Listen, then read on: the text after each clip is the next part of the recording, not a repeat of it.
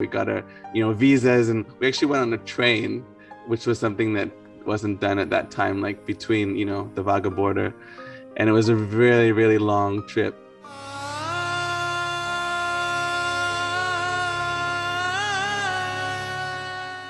It was actually in Nova Scotia, Canada, before I left for India. And I'd been going to the university library and listening to different musics from the world, and already very into Indian classical music. And there was one album of Ustad Nusrat Fateh Ali Khan Sahab. I remember listening to it and being so fascinated, but I really didn't, there was no way to have any information about it at that point. And it was, it had Ganji Shakar, Mera Ganji Shakar, and Makki Madani, Sahib Teri Bandiya, and I remember those kalams were so powerful. Like, what is this music? This whole group of men singing together. And 2 years later, I heard the Sabri brothers on a record also, and it just really touched me.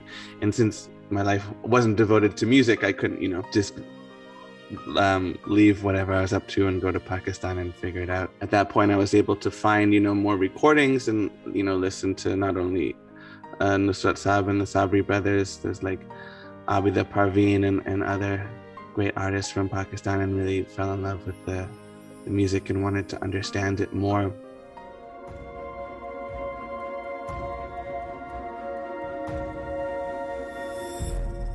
We were in Banaras in India, and actually 2 of the members that would be in our Fanna-Fi-Allah group were with us then.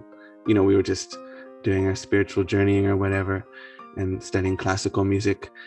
And somebody said, oh, there's a Qawwali Mehfil Sama or whatever happening tonight. And so we were all excited, and we brought our rose petals because we heard, roses, Sufis like roses. And so we had gone there, and it was out in a village, and it was that style of Indian Qawwali where they speak a lot and then go into the whatever, the cheej, and then go back and then talk a lot. I was so excited to get there, and then we were checking out, and I was like, oh, this is so bad. This is really awful.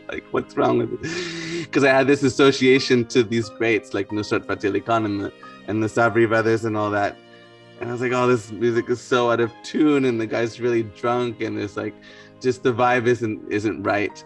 And so I was really frustrated. I remember my friend stayed there, and I went back to where I was staying in Banaras, and I spent all nights and basically transliterated Allahu, writing all that and figuring out the melody. But it was my first night of feeling, I want to learn this music.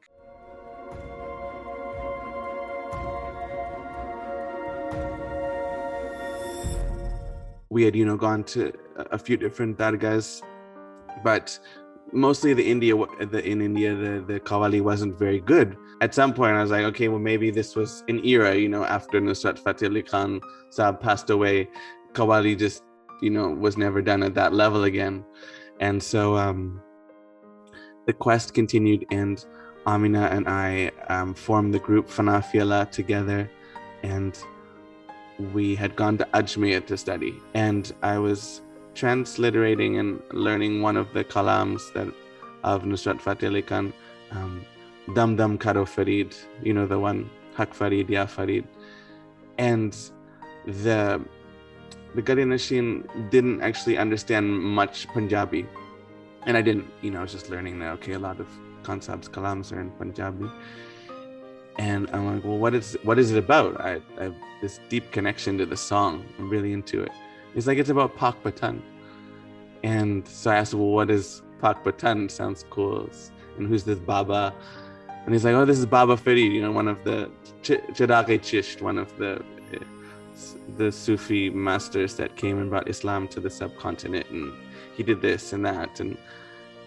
And I was super fascinated with this Baba Farid character. We just kept feeling this draw. We have to go to Pak Patan. And so we did the trip from Ajmer to Pak Patan. So we got our, visas, and we actually went on a train, which was something that wasn't done at that time, between, the Vaga border. And it was a really, really long trip.